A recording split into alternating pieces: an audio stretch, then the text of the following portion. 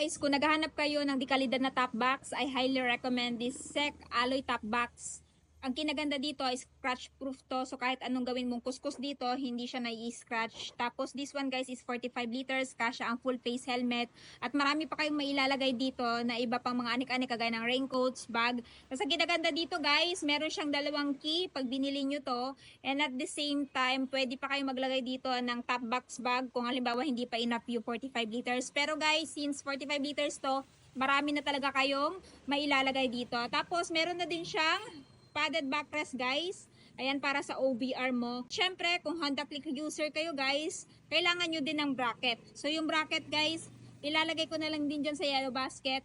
Parang sa ganon, may idea kayo kung anong napakagandang bracket para sa top box na to. Pero this one guys is universal, no? Pwede sa kahit anong klase ng motor, mapa underbone, backbone, or scooter. Kano pang hinihintay nyo guys? Mag-check out na kayo habang available pa. Let's go!